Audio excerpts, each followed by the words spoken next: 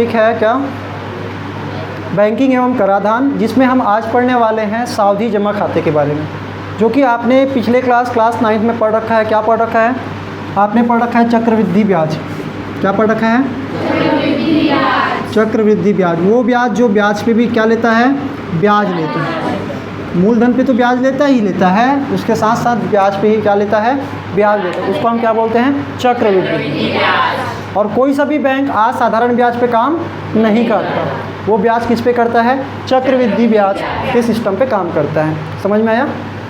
चलो, सावधि जमा खाता वो खाता होता है जो कि हम पहले पढ़े, इसको इंग्लिश में बोलते हैं फिक्स्ड डिपॉजिट अकाउंट। क्या बोलते हैं बेटा? फिक्स्ड डिपॉजिट, जिसको हम बोलते हैं स्थायी जमा खाता भी बोलते हैं ना। क्या बोलते हैं? स्थायी जमा। स्थायी जमा खाता का ही एक हिस्सा है ये, मतलब उसी का एक छोटा सा पार्ट है सावधि जमा खाता। सावधि जमा खाता में क्या होता है, हम एक अमाउंट एक निश्चित टाइम के लिए क्या करते हैं? जमा करते हैं, और उसके बीच में कभी भी उसको क्या नहीं करते?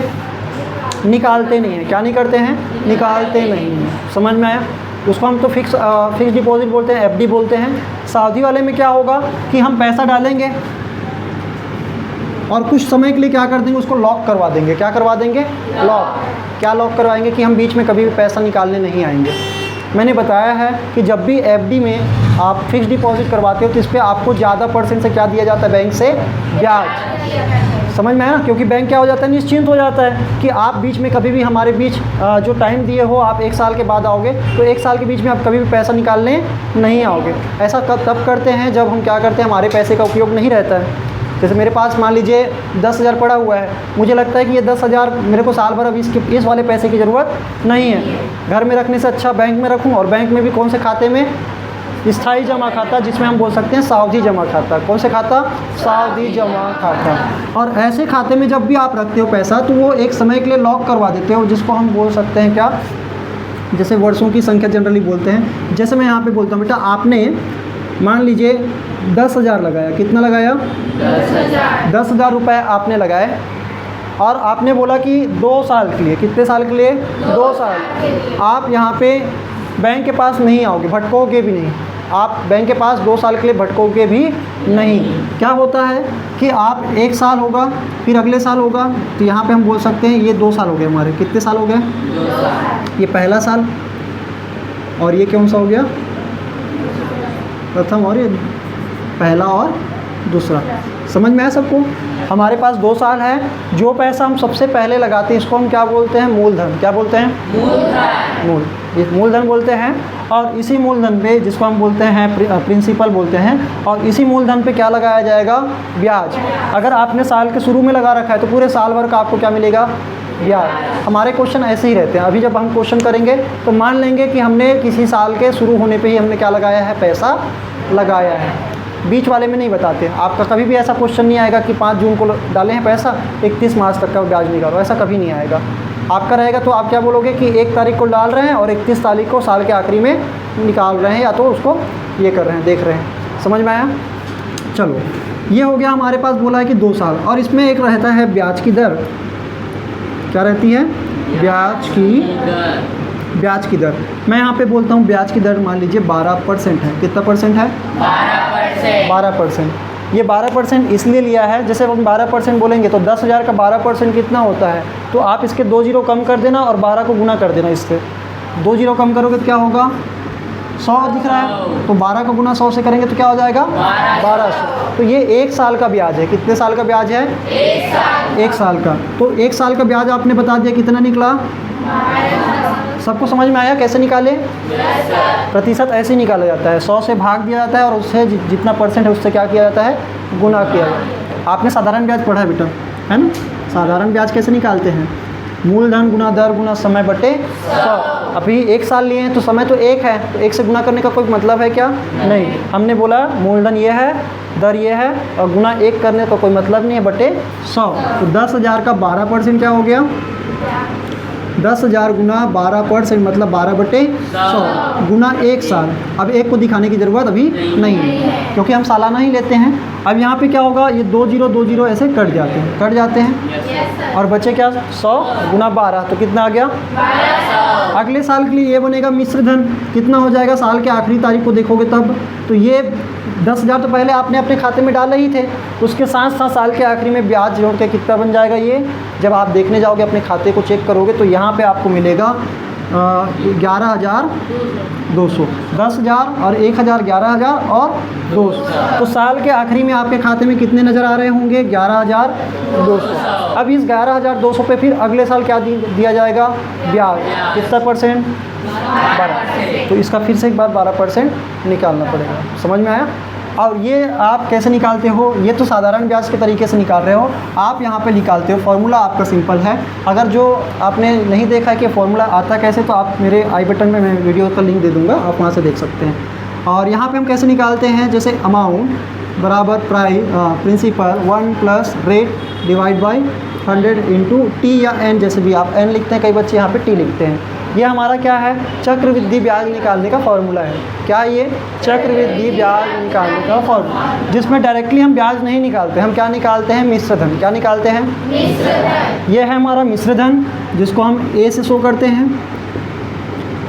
और ये क्या है? हमारा मूलधन, जिसको हम पी से शो करते हैं। और आर किस से शो कर रहे हैं? ये हमारा है दर। और टी क्या है? हमारा समय है। समझ में आया सबको?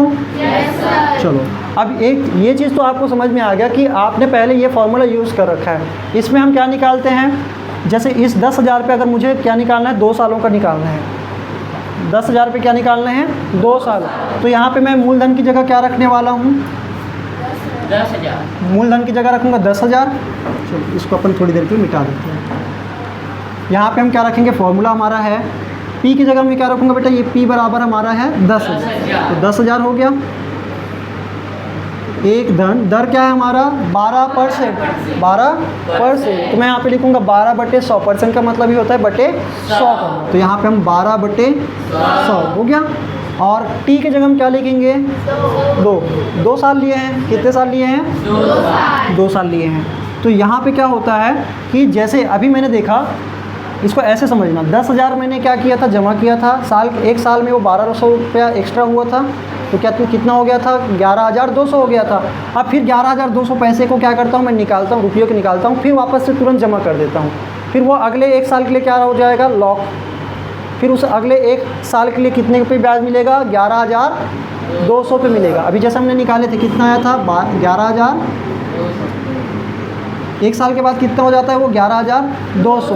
अब इस 11,200 फिर 12% निकलेगा तो कितना होगा? खुद निकालिए कैसे निकलेगा। 11,200 का 12% मतलब 12/100 गुना 1 करने का कोई मतलब नहीं है। तो अभी हम यहाँ पे बोलेंगे 12/100। यहाँ पे क्या हो जाएंगे? 2 जीरो कट जाएंगे बेटा। 12 दूनी होगा 24 का 4 हासिल में गया। 12 एकम 12 और 2 14 का 4 हासिल में गया 1। 12 एकम 12 और 1 कितना हो गया? 1344, 1344। जबकि अगर साधारण ब्याज निकालते तो ब्याज किस पे निकालते? 10,000 पे निकालते। चक्रवृद्धि ब्याज में क्या हो गया कि ये जो ब्याज निकाले थे, ब्याज के ऊपर भी क्या लग रहा है? ब्याज। इसलिए यहाँ पे अब 1200 ना होके कितना हो गया? 1344। समझ में आया सबको? अब यहाँ पे ये हो गया कितना? पहले इतना था कितना था? 11,200। ये मूलधन हो गया किस साल के लिए? दूसरे साल। पहले साल के लिए ये मूलधन था, दूसरे साल के लिए ये मूलधन है। अब इस मूलधन में हमने कितना ब्याज निकाल लिया? 1344। अब ये मूलधन रहा और ये क्या रहा? ब्याज। तो इस साल के आखिरी में जब देखोगे 2 साल बाद, तो आपका पैसा कितना हो चुका होगा? तो हम यहाँ पे बताएंगे कि 1,200 में क्या करो? 1344 को जोड़ो तो कितना होता है? 44 और ये हो गया 5 और ये हो गया 12,500। 12,500। चलो, ये तो सिर्फ 2 साल के लिए दिया था। अगर यही 5 साल 10 साल के लिए देता तो आप ऐसा बना नहीं सकते। बार बार बना सकते हो क्या? इसलिए हमको यहाँ पे ऐसे कुछ फॉर्मूले का यूज़ करना पड़ता है, जो कि चक्रवृद्धि ब्याज का ही है। सावधि जमा खाते में पैसा एक टाइम पे जमा करते हैं और 2 साल 3 साल या 6 साल 5 साल के लिए क्या करते हैं? लॉक करवा देते हैं। और क्या बोलते हैं कि हम उतने दिन के बाद आपके यहाँ पे आएंगे और पैसा निकाल लेंगे। अब यहाँ पे हम जैसे इस वाले फॉर्मूले से निकालेंगे तो भी हमारा पैसा कितना आएगा? 12,500 निकालें। चलो, यहाँ पे हमारा मिश्रधन निकलेगा तो 10,000 पे हम यहाँ पे पूरा कैलकुलेशन करेंगे। 10,000 गुना, ये गुना है ना बेटा। अब यहाँ पे क्या बोलेंगे? 12/100 है ना, इसको हम ऐसे ही रहने देंगे। हम बोलेंगे 100 एकम 100 प्लस 12 तो 112 सबको पता है कैसे करते हैं? 1 सहित 12/100 है ना, तो हम यहाँ बोलते हैं 100, इसके बटे में ना 100 है तो हम क्या बोलते हैं 100 एकम 100 प्लस 12/100, पूरे के बटे 100 लिख देंगे। तो कहने का मतलब क्या होगा 100 प्लस 12/100, आप इसको ऐसे लिख सकते हैं। और इसके बाद पूरे की घात क्या है 2 है। आप यहाँ पे लिखेंगे 10,000 गुना, अब ये हो गया 112/100, 112/100 कितने बार लिखेंगे 2 बार, क्यों? क्योंकि घात हमारी क्या है 2 है। तो यहाँ पे हम लिखेंगे 112/100, 112/100। मैं यहाँ पे आपको काटने के लिए नहीं कहूँगा, क्यों नहीं कहूँगा? क्योंकि काटने से आपका काम बिगड़ता है। यहाँ पे कैसे बिगड़ता है? क्योंकि ये 50 हो जाएगा, फिर 2 के पहाड़े से काट दोगे तो काटने में फिर यहाँ पे सहूलियत है, यहाँ पे सहूलियत नहीं है। तो आप क्या करना, पहले वैसे के वैसे लिख देना जो जो दर रहेगा, और उसके बाद आखिरी में जहाँ पे आप क्या करोगे, जैसे घात रहेगा उतने बार लिखोगे तो ऑलरेडी यहाँ पे 0 0 वाले बचे रहेंगे नीचे। समझ में आया? अब यहाँ पे हम क्या करेंगे, नीचे के क्या हो गए 2 ठो 0 है, ऊपर के 2 0 कट गए, इसके नीचे के 2 0 कट गए, इसके ऊपर के 2 0 कट गए, बचा क्या 112 112। अब इसको आपस में जब गुणा करोगे तो कितना आना चाहिए 12,500। करें क्या? ऊर्ध्व तिर्यक विधि किसको पता है? चलो 2 ही 3 जने को पता है, मैं बताता हूँ क्या होता है। आपने 9वीं क्लास में पढ़ा है ऊर्ध्व तिर्यकाभ्याम करके कुछ ऐसा विधि था जो कि पहला ही चैप्टर था। तो यहाँ पे 112 गुना 100 ऐसे लिखते थे, और फिर क्या करते थे, पहले ऐसे, फिर 3 ठो, फिर 2 ठो, फिर जब 3 ठो रहता था ऐसे करते थे कि नहीं करते थे? अब इसी का यूज़ करके हम करने वाले हैं। ध्यान रखना 2 अंक जैसे होता है हम 1 को हासिल दे देंगे। क्या कर देंगे? हासिल। जैसे अभी क्या करेंगे, पहले 1 1 को देखेंगे, तो यहाँ से शुरू करेंगे, इधर से इकाई अंक से। 2 दूनी 4 हो गया, ये 4 है। जहाँ पे 10 या उससे ज़्यादा होगा ना तो 1 को हासिल में दे देंगे अगले वाले को। अब क्या करेंगे, क्रॉस। अब 2 2 अंक लेंगे, कैसे लेंगे 2 2, तो 2 एकम 2, 2 एकम 4 हो गए। इस बार भी क्या हो गया 4 हो गया कि नहीं हो गया? अब 3 3 लेंगे, है ना, कितना लेंगे 3, तो ये यहाँ से इसका, यहाँ से इसका, 1 का 1 से, तो 2 एकम 2, 2 एकम 2, 1 एकम 1, तो कितना हो गया? ये तो 4 हो गए थे 2 2, और फिर 1 एकम 1 करके 5, तो ये हो गया 5। ठीक है, अब क्या करेंगे, अब छोड़ते चलेंगे। अब इस तरफ वाले को छोड़ेंगे। अब यहाँ पे 1 एकम 1, 1 एकम 1 क्रॉस हो गया, कितना हो गया 1 1 2 हो गया। अब फिर 1 एकम 1 आ गया 12,544। तो आप ऐसे कर सकते हैं, ये ज़्यादा इजी रहता है। आप जब ऐसा करोगे ना तो ये ज़्यादा इजी रहेगा आपके लिए गुना करने में। समझ में? काटने में और भी बढ़िया है, सहूलियत हो जाता है। नीचे में 100 रहना है, क्या रखना है 100। समझ में है ना क्यों रखा मैं यहाँ पे? आप कई बार क्या करते थे, यहाँ पे काटते थे फिर कन्फ्यूज़ हो जाते थे, होते थे ना। हाँ चलो, तो ये हो गया बेटा, समझ में आया सबको? चलो, तो ये हमने निकाला कौन से मेथड से? हालांकि हमने यूज़ कौन सा किया है, चक्रवृद्धि ब्याज का ही फॉर्मूला यूज़ किया है इस राशि को निकालने के लिए। समझ में आया? यहाँ पे हमारी जो कंपाउंडिंग थी, कंपाउंडिंग का मतलब होता है जैसे आपने अभी बैंक में कितने बार गए आप? 2 बार गए। कितने बार गए? 2 बार। क्योंकि आपने 2 साल के लिए जमा किया था। आप एक बार यहाँ पे गए, तुरंत पैसा निकाले और फिर जमा करा दिए दूसरे बैंक में उसी दर पे या उसी बैंक में। तो यहाँ पे हम इस तरह से समझिए इसको कि 10,000 था, कुछ ब्याज का पैसा बना और अगले साल उसको निकालने चले गए। 1 साल होने के बाद निकालने चले, जैसे निकाले आपने पूरा पैसा फिर वापस से डाल दिया बैंक में, और फिर उस अमाउंट पे फिर क्या लगा, फिर अगले 1 साल के लिए क्या लगा, ब्याज लगा। समझ में आया ना? तो ये बार बार निकालने जा रहे हैं, इसको बोलते हैं कंपाउंडिंग। क्या बोलते हैं? कंपाउंडिंग। समायोजन बोलते हैं। क्या बोलते हैं? या संयोजन। संयोजन बोलो, आप क्या बोलोगे?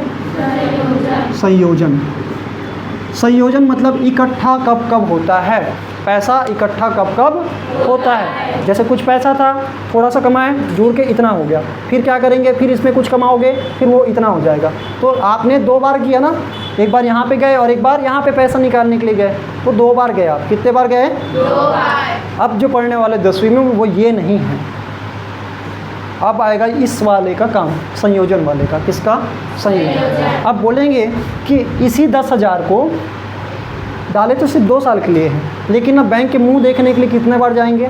4 बार जाएंगे। कितने बार जाएंगे? 4 बार। कैसे कैसे 4 बार जाएंगे?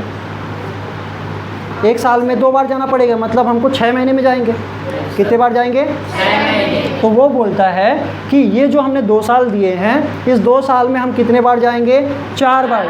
4 बार संयोजन होगा और उसको से 4 बार करके आपको निकालना पड़ता है। वो पहले से क्या बोलेगा? वो बोलेगा अर्धवार्षिक संयोजन। क्या बोलेगा? अर्धवार्षिक संयोजन। ये कहानी आपको पूरा क्लियर है? तो पहले इसको आप नोट कीजिए, फिर हम इसके बाद विभिन्न प्रकार के संयोजनों के बारे में हम पढ़ेंगे। क्लियर है बेटा? चलो, आपके क्वेश्चन सिंपल नहीं रहेंगे। सिंपल कहने का मतलब फॉर्मूला भले ही यही रहेगा, लेकिन इसमें थोड़ा सा मॉडिफिकेशन होगा। क्या होगा? मॉडिफिकेशन। चलो, इसको पहले आप लोग नोट कीजिए, ये डायग्राम बनाइए और लिख लीजिए हेडिंग का, ठीक है?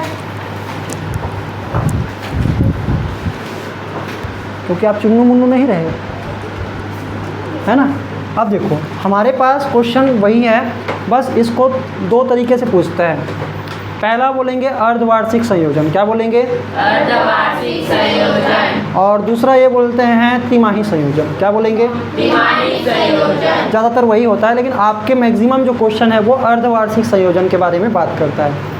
किसके बारे में बात करता है? अर्धवार्षिक संयोजन। लेकिन मैं आपको वो भी बताऊंगा जैसे होता है वो संयोजन कैसा भी हो सकता है। जैसे हो सकता है मासिक हो सकता है, तिमाही हो सकता है और अर्धवार्षिक बोल सकते हो, और फिर वार्षिक। वार्षिक जो अभी हमने किया वो क्या है? वार्षिक संयोजन। कैसा संयोजन है? वार्षिक। क्योंकि 1 साल पूरा बीतने के बाद आप बैंक जा रहे थे या बैंक जाने का नाटक कर रहा हूँ मैं ये बोल रहा हूँ कि बैंक जा रहे हो, मतलब बैंक एक्चुअल में नहीं जा रहे हो, वो पैसा बैंक के पास ही पड़ा है। बस उस पैसे में अब वो नए साल के लिए क्या लगने वाला है? ब्याज लगने वाले हैं। समझ में आया? नया पैसा मतलब पैसा वही है, बस उसमें ब्याज की राशि क्या जुड़ चुकी है। क्या हो चुकी है? जुड़ चुकी है। क्लियर है? चलो, अब यहाँ पर मैं बोलता हूँ कि आपके पास बेटा पैसा तो उतना ही है, पैसा 10,000 ही है, और अब आप जो है साल में कितने बार जा रहे हो? 4 बार। 4 बार कि 2 बार? 2 बार। साल में कितने बार जा रहे हो? 2 बार। इसको बोलते हैं अर्धवार्षिक संयोजन। क्या बोलेंगे? अर्धवार्षिक संयोजन। या इसी को बोलते हैं छमाही संयोजन। क्या बोलेंगे? छमाही संयोजन। हाफ ईयरली कंपाउंडिंग बोलेंगे, ठीक है? तो ये हाफ ईयरली जब भी कंपाउंडिंग बोलेंगे तो आपको क्या समझना है कि आपका जो पैसा है 10,000, इसमें 6 महीने के लिए ब्याज लगेगा। कितने महीने के लिए? 6 महीने के लिए। पहले साल भर के लिए लग रहा था, अब कितने महीने के लिए लगेगा? 6 महीने। 6 महीने मतलब आधे साल के लिए लगेगा। और फिर आधे साल के बाद वो क्या बन जाएगा? कुछ अमाउंट बन जाएगा। क्या बन जाएगा? अमाउंट। अभी प्रिंसिपल है, आगे चल के 6 महीने बाद क्या बन जाएगा? अमाउंट। और फिर वो अगले 6 महीने के लिए फिर उस नए अमाउंट पे क्या लगेगा? ब्याज लगेगा। फिर से ब्याज लगेगा। मतलब जैसे पहले एक अमाउंट डाले थे वो साल भर बाद देख रहे थे, अब साल में 2 बार देखोगे। कितने बार देखोगे? 2 बार। 6 महीने में देखोगे। अब बताना मेरे को, पिछले बार कितना आया था? 1200 आया था। 1 साल का कितना आया था? 1200। इस बार क्या होगा? ज़्यादा होगा, क्योंकि आप क्या कर रहे हो? ब्याज की संख्या को बढ़ा रहे हो। ब्याज की संख्या नहीं बढ़ी है, ब्याज की कंपाउंडिंग की संख्या क्या हो रही है? बढ़ रही है। जैसे यहाँ पे मैं बोलता हूँ ये 6 महीना है, 6 माह, पहला 6 माह और ये दूसरा 6 माह, ठीक है? मतलब पूरा क्या हो गया? 1 साल हो गया। हुआ कि नहीं हुआ? चलो, अब ये तो आप समझ जाएंगे। अब मैं ये बोल रहा हूँ इस 10,000 पे 6 माह के लिए हमको क्या निकालना है? ब्याज। साधारण ब्याज कैसे निकालते हैं? बोलेंगे 10,000 गुना कितना परसेंट? 12%। अभी 12% पे हमेशा ध्यान रखना, अभी हम जो एग्जांपल ले रहे हैं वो 12% पे ही है। 10,000 गुना 12% गुना क्या करेंगे? 6 माह।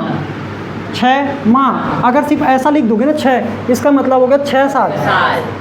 अब इसको माह में बदलना है। इसको क्या करना है? माह में बदलना रहता है। तो हम 1 साल में कितने महीने होते हैं? 12 महीने। 1 साल में कितने महीने होते हैं? 12। तो अपन क्या करेंगे? ये माह लिख रहे हैं तो बटे माह की संख्या से ही करेंगे। 12 माह होते हैं। अगर यहाँ पे वर्ष लिख रहे हैं तो बटे वर्ष ही था, वो आपको दिख नहीं रहा था। जब इसको माह में बदलोगे क्या करोगे? बटे 12। क्या करेंगे? बटे 12। क्लियर है? अब यहाँ पे क्या होगा? 2 जीरो कट जाएंगे बेटा। Yes sir. 12 से 12 कट जाएगा। 12 एकम 12, 12 एकम 12, और ये ऊपर के 2 जीरो और ये नीचे के 2 जीरो। बचेगा 2 जीरो वाले, मतलब 100 और 6 कितने हो गए? 600। पिछले बार 1200 हुआ था, इस बार कितना हो गया? 600। ईजी है ना? चलो, अब ये 600 इसलिए हुआ क्योंकि हमने 6 महीने का लिया। कितने महीने का लिया? 6 महीने। अब 6 महीने बाद मेरे को बताना यहाँ पे राशि कितनी हो चुकी होगी?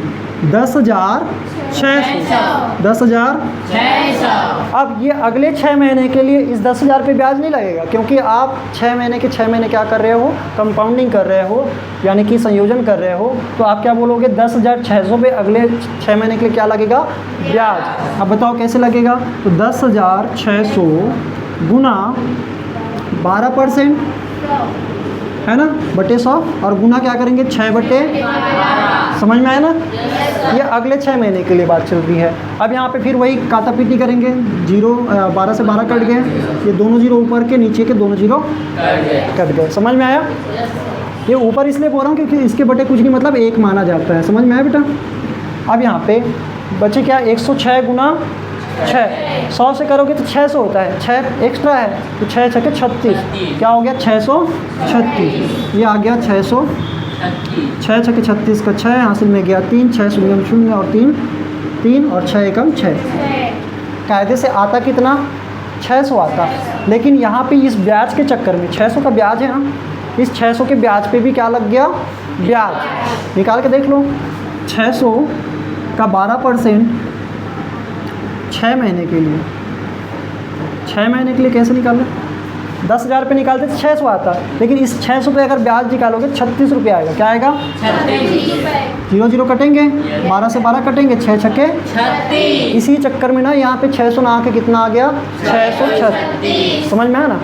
अब ये ब्याज बढ़ा। पहले तो यहाँ यहीं पे आप देखो ये कितना हो गया? 600 और 636। अब कितना हो चुका है पूरे 1 साल बाद? तो आप बोलोगे कि 2 बार क्या लग चुका है अब इसमें? अब आप इसमें इसको जोड़ दो या इसमें इन दोनों को जोड़ दो। 10,000 में आप 600 और 636 जोड़ोगे तो 1236 हो जाएगा, या इस 10,600 पे 636 जोड़ दोगे तो ये भी क्या हो जाएगा? सॉरी 1136 हो जाएगा। कितना हो जाएगा? 1136। समझ में आया ना? पिछले बार ये 12 कितना आया था? 1236 हो जाएगा, तो ये हो गया 1236। पिछली बार 11,236 हो जाएगा। 11,200। ये 10,600 है, इस पे मैंने 636 और जोड़ दिए तो कितना हो जाएगा? 6 3 6 दूनी 12 तब 2 हासिल में गया 1, तो ये हो गया ऐसा। समझ में आया सबको? तो ये हो गया 11,236। जबकि पिछले बार ये क्या आया था? 11,200। कितना आया था? 11,200। समझ में आया? मतलब जैसे जैसे हम कंपाउंडिंग की संख्या बढ़ाते जाएंगे वैसी वैसी ब्याज क्या हो जाता है? बहुत ज़्यादा हो जाता है। ब्याज क्या हो जाता है? बहुत।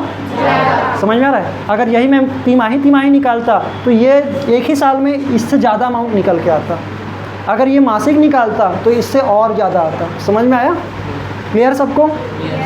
चलो, तो इसको हम बोलते हैं मासिक संयोजन। क्या बोलते हैं? मासिक संयोजन। देखो अभी तो हमने सिर्फ 2 बार किए हैं, अभी तो हमको और 2 बार करने बाकी हैं। लेकिन क्या हम ऐसा करते रहेंगे बार बार? नहीं, हम क्या करेंगे? फॉर्मूला यूज़ करेंगे। क्या यूज़ करेंगे? फॉर्मूला। चलिए फॉर्मूला यूज़ करते हैं और देखते हैं क्या है, कैसे बनेगा। अब निकाल ही लेते हैं, इतना दूर तक आ गए हैं तो आगे भी कर लें। क्या आगे 2 सालों का और कर लेते हैं, ताकि मैं ये दिखा सकूं कि हम जो फॉर्मूला यूज़ कर रहे हैं उसको हम यूज़ किस तरह से कर रहे हैं।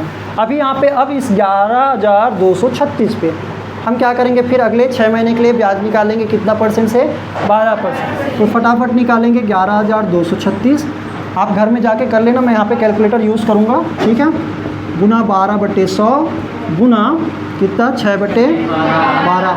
आप कर सकते हैं, ये तो सिंपल ऐसे कट जाएगा, ठीक है। अब यहाँ पे पॉइंट नहीं है तो आप एक काम करना, 0 नहीं है तो आप पहले गुना कर लेना, और गुना करने के बाद जो लास्ट के 2 अंक रहेंगे उसको दशमलव के उस पार भेज देना। कहने का मतलब क्या होगा? आप इस पूरे 11,236 में 6 का गुना करेंगे, और 6 का गुना करने के बाद जो भी आएगा उसको फिर लास्ट के 2 अंक को लेके उसके बाद क्या लगा देना? ऐसे काला टीका लगा देना। समझ में आ रहा है? नज़र ना लगे, ऐसा कुछ है नहीं, ये दशमलव है। क्या ये दशमलव? समझ में आया कि नहीं आया? चलो, नहीं आ रहा है तो कोई दिक्कत नहीं, अपन इसमें करते हैं। मैं अभी इसलिए क्योंकि मुझे अपना समय बचाना है, आप लोगों का भी बचाना है। मुझे करना है 11,236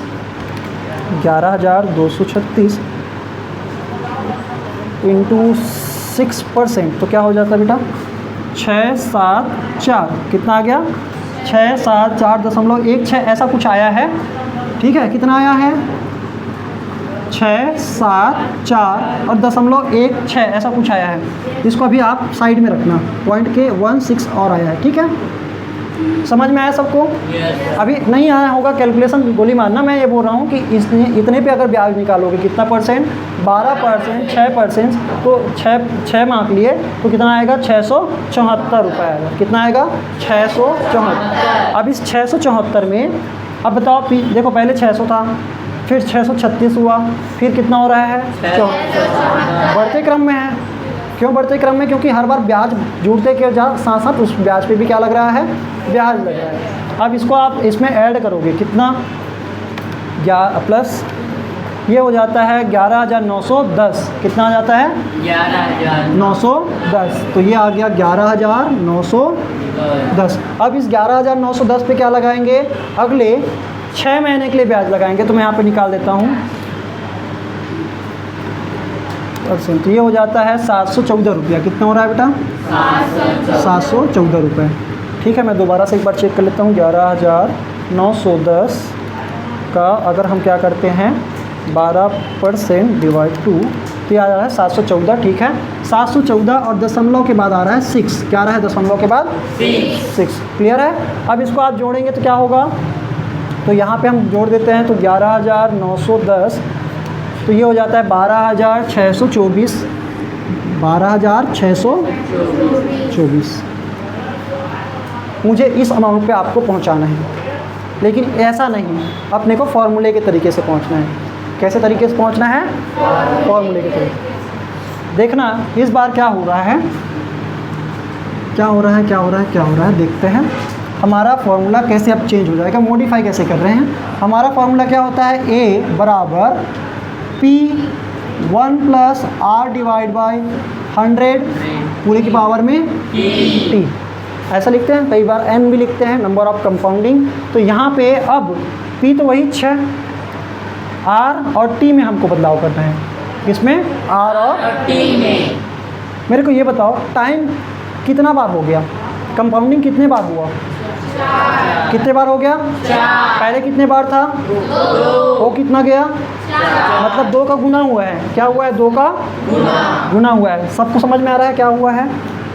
मतलब मैं ये बोल रहा हूँ P1 + R, अभी रुको, टाइम क्या हो गया, तो इसको हम बोलेंगे 2 बार हो गया, टाइम का दुगना हो गया।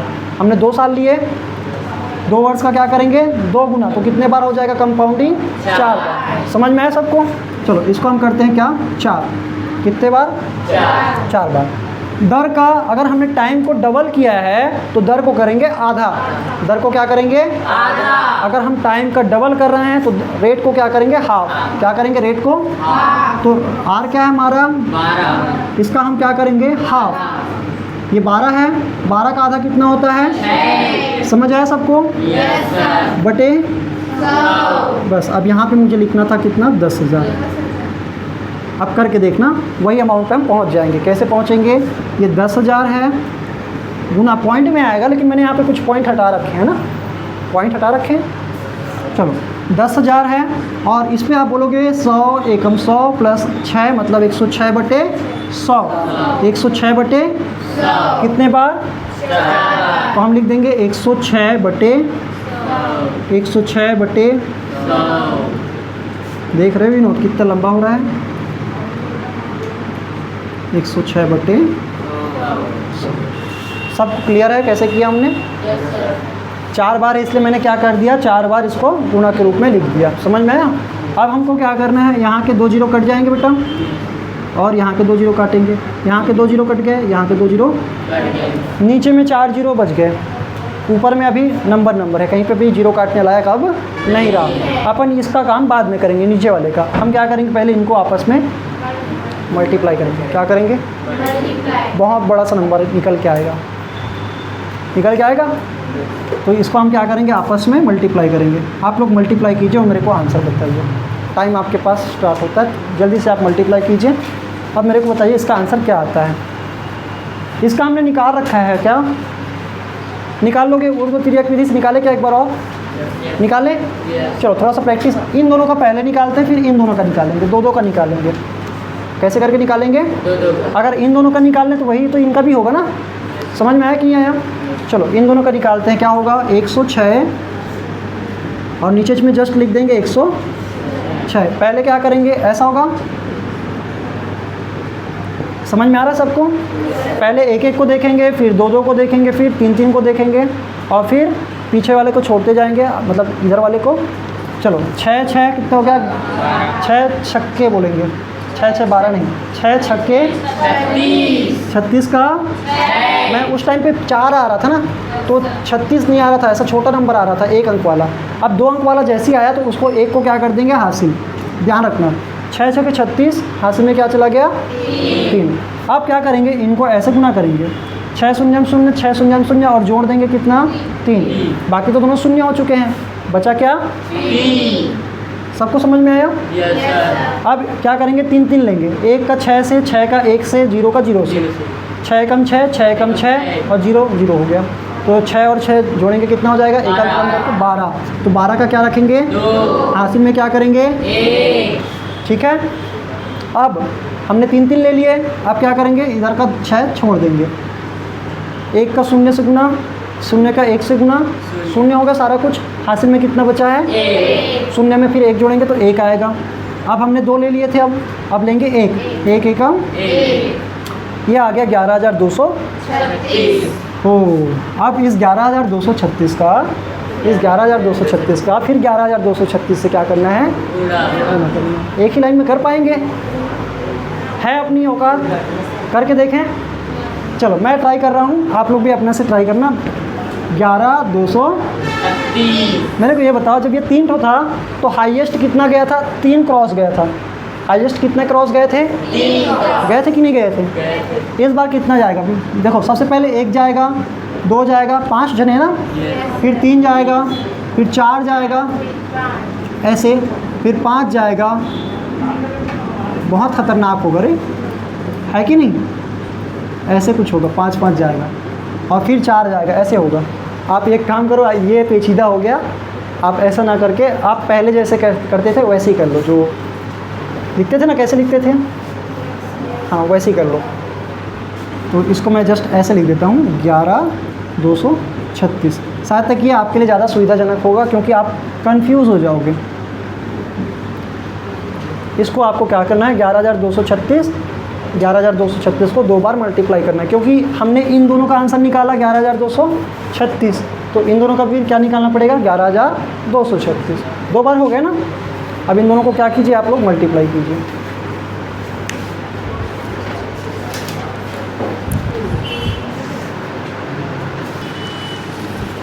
तो फाइनली आप पहुंच ही गए, है ना? ये आपका क्या है? आंसर है। आंसर क्या है? 12,624.7696। अब ये दशमलव इसलिए मैंने लगाया क्योंकि यहाँ पे 4 तो क्या है? 0, 4 0, इसलिए मैं यहाँ से काउंटिंग स्टार्ट करता हूँ। 1 2 3 4 और ये लग गया, है ना? ठीक है, समझ में आया? डॉट दशमलव लग गया। समझ में आया सबको? जिनका नहीं आया बेटा, आप एक बार प्रयास करना घर जाके, क्योंकि छोटी छोटी कैलकुलेशन अगर ये आपसे नहीं बनेगी तो कहाँ बना पाओगे? एग्ज़ाम में बना पाओगे क्या? नहीं। ये तो बहुत सिंपल क्वेश्चन था। तो यहाँ पे हम क्या बोलेंगे? ये कितना आ जाएगा? 12,624.76 आया है, और इसमें 0.6 आया था। ये इसलिए 0.6 आया था क्योंकि मैंने इसको इग्नोर कर दिया था नेक्स्ट टाइम कैलकुलेट करते समय। समझ में आया? तो कितना आ गया? ये आया समथिंग समथिंग, अब इसको हम बोल सकते हैं ये 7 आ गया ना बेटा। तो आप दशमलव के सिर्फ 2 अंक तक लेना, दशमलव के 2। तो हमारे दशमलव के 2 अंक तक आ रहा है 7 और 6। समझ में आया? आप चाहें तो इस 6 को 7 बना सकते हैं, क्योंकि इस 69 को लगभग 70 बोल सकते कि नहीं बोल सकते? बोल सकते हैं ना। तो जहाँ पे अगर जिसको आप मिटा रहे हो, जिसको आप छिपा रहे हो, जैसे हमने अभी 2 अंक दिखाए, कितने दिखाए? 7 और 6 दिखाए। कौन सा हटा दिए? 9 और 6। तो 9 5 से बड़ा है, 5 या 5 से बड़ा अगर अगला अंक है तो उसको अगर आप छिपा रहे हो, उसके पहले वाले अंक को 1 बड़ा करके दिखाओ। जैसे यहाँ पे हो गया 9, इसको हम बोलते हैं राउंड ऑफ। क्या बोलते हैं? Round of, rounding off, round of बोलते हैं। इसको बोलते हैं पूर्णांक बनाना। क्या बनाना? पूर्णांक बनाना। तो यहाँ पे हम पूर्णांक बनाना कर रहे हैं, तो यहाँ पे हम क्या बोलेंगे? 9 ज़्यादा है 5 या 5 से, इसलिए इसको जब मिटाएंगे तो इस 6 को 6 नहीं, इसको हम बोलेंगे 1 बढ़ा के 7। समझ में आया सबको? तो ये हो गया हमारा 7, और 6 भी लिखोगे तो कोई गलत नहीं है। तो इस प्रकार से हमारा फॉर्मूला चेंज हो जाता है। फॉर्मूला वही है, बस हमारा संयोजन कितने बार है उसके हिसाब से क्या हो जाएगा? चेंज हो जाएगा। समझ में आया? चलो अब मैं तो आपको कुछ शॉर्ट ये लिखवा रहा हूँ, उसको आप लिख लेना, और इसी प्रकार से हम आगे आपके बुक के क्वेश्चंस को करेंगे। ये लिख लिए क्या? चलो पहले इसको नोट करो जल्दी से।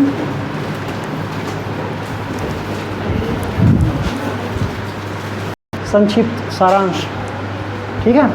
चलो पूरे इस वीडियो लेक्चर का अपन सारांश अगर निकालें तो क्या है? हमारा निष्कर्ष ये निकलता है कि जब भी अगर हम यहाँ पे देखें, ये हो गया दर और ये हो गया, चलो पहले एक लिखते हैं समय और उसके नीचे लिखेंगे दर।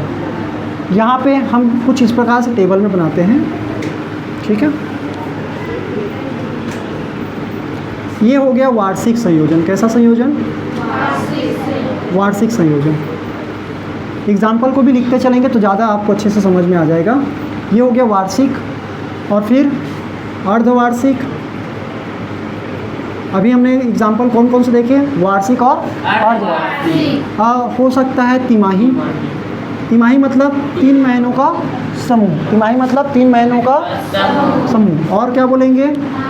मासिक। मासिक मतलब 1 महीना बोलते हैं ना, मासिक। चलो अब यहाँ पे सबसे पहले जब भी वार्षिक रहेगा तो ना आपको समय में बदलाव करना है, ना ही आपको दर में बदलाव करना है। जब भी वार्षिक रहेगा, जो कि आपने पिछले क्लासेस में पढ़ रखा है, जब भी वार्षिक रहेगा तो दर ही रहेगा, और समय ही रहेगा, और दर क्या रहेगा? दर ही रहेगा। उसमें कोई बदलाव करने की ज़रूरत नहीं है, ठीक है। एज इट इज़ लिख देना। जब अर्धवार्षिक होगा तो समय की जो कंपाउंडिंग है वो डबल हो जाएगी, क्योंकि साल में आप 2 करोगे। साल में क्या करोगे? 2। 6 माह मतलब अर्धवार्षिक बोलो। इसी को हम क्या बोल सकते हैं? छमाही बोल सकते हैं। क्या बोल सकते हैं?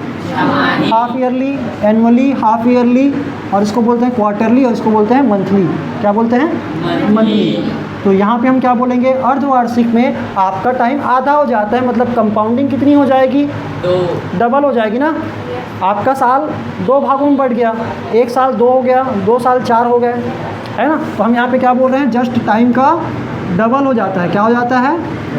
वर्ष का जस्ट डबल हो जाता है। जब इसको हम डबल करेंगे तो रेट को क्या करेंगे? आधा कर देंगे। रेट को क्या करेंगे? समझ में आया? ऐसा, क्योंकि यहाँ पे 6 माही मतलब साल में 1 वर्ष, मैं ऐसा लिख सकता हूँ ना, 1 वर्ष बराबर 2 छमाही।